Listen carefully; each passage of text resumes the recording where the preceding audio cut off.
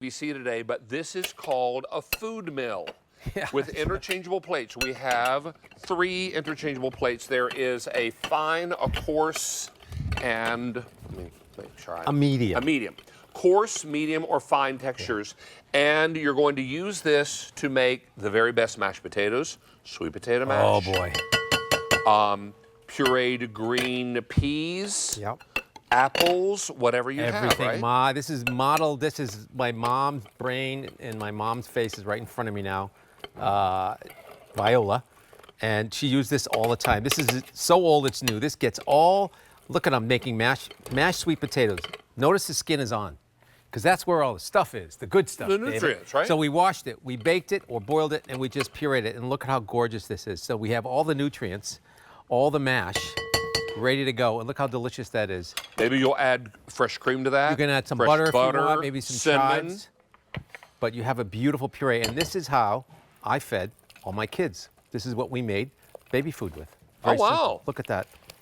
The Zakarians did not buy baby food. We didn't. Why buy it? This is nature. God has it right there. You just have to do a little work. It's not a lot of work at all. Look how beautiful that is. All right, what else do you have to show us? We have to show, also, let's do peas. So again, look at, we just cooked these peas lightly. I actually microwave these right from a bag.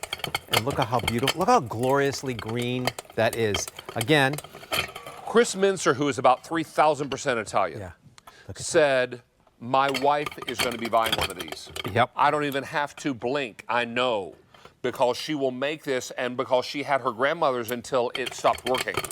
Exactly, and it's so wonderful. You just have to go back and forth either way, like this, back and forth. It doesn't get stuck. You go this way. And I remember the noise of this and the smell of this coming from the kitchen.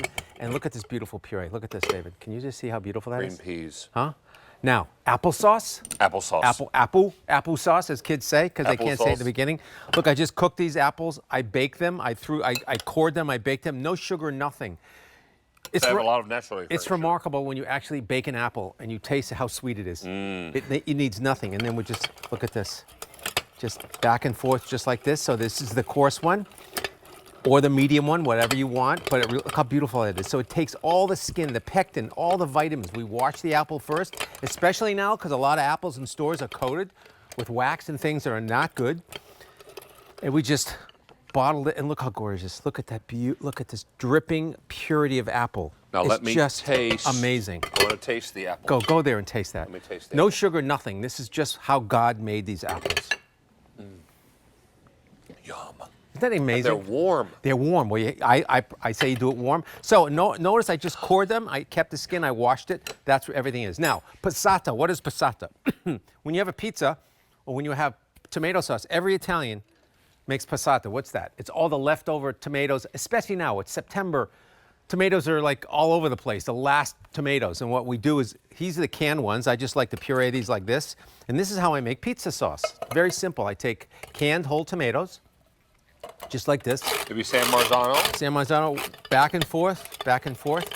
And all I do is just press them and extract them. I like to do this versus in a food processors or a blender. The blender is nice, but notice it gets it white. It purees it and gets a lot of water in that. Okay? So this is a simple pizza sauce. This is how we do all my pizza sauce. I make it fresh. I don't buy pizza sauce. And all I do for this,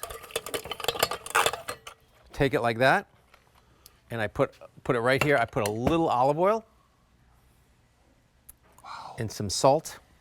And now I have a sauce to make passata. I reduce it, and that's all I put. I drizzle this on top of tomatoes or on top of mozzarella, and I'm done. Now, you're not going to get the bowl that comes underneath this. You're just going to get the food mill. Now, if you're making mashed potatoes for Thanksgiving, just like this. And you've cooked your Yukon Golds. In the jacket. Yeah, call the jacket. Leave them in their peel because that's where all the nutrients are. And the whole shebang goes right in the dishwasher so you can cook it. But I love this. Again, wash the potatoes, get that skin, but leave that skin on because you don't want to like this. You want to waste the potato. And this is how you make the real mashed potato. When I worked in France, this is the first step. Then we put it in even a finer sieve. It's kind of remarkable. Yeah, this is not a ricer. This is not a ricer. Isn't that beautiful? And this machine will last. It's just fantastic. And if it gets gummed up one direction, go the other direction. Go the other direction. You can't do this wrong. No, you cannot. But you can't afford to be without this because it's going to change the game with how you make mashed potatoes that are lump-free, sweet mashed, as Sweet I mashed. do often. I know you love that. And I just think it's such a delicious way to cook and show people how. a few knobs Let's of go butter? with some butter. Let's go with some salt, And some pepper. some pepper, and we have maybe any some pepper? chive. Right down there, David. Maybe a touch of milk or cream, but I don't like to use a lot of milk or cream. I like it kind of fluffy, right? There you go. And we just cook it like that, and you have the most beautiful, some fresh chives.